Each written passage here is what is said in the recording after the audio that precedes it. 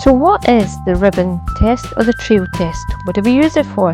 Examples being flour-free cakes or cakes without any leavening, no raising agent.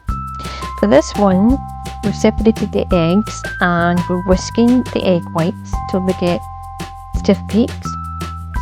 Then you are whisking your egg yolks and your sugar. Now I like to just give the yolks a little whisk first of all, and then note the colour of the yolks here. And then the sugar now, and we're going to whisk vigorously. And now this can take a few minutes depending on the speed and power of your machine until it becomes very creamy, and note the paler colour now. So this is the ribbon trail test. See how it actually leaves an impression on the surface of the batter but does not immediately fade in.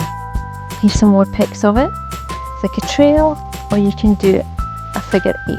So for that flour-free cake, I would then fold in the cocoa powder to the whisked eggs and sugar, folding in also afterwards the egg whites, folding as it then doesn't deflate the batter that you've incorporated all that air in.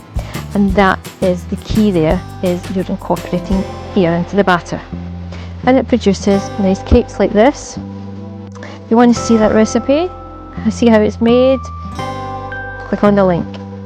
So thanks for listening, thanks for watching. Until next time bakers, happy baking!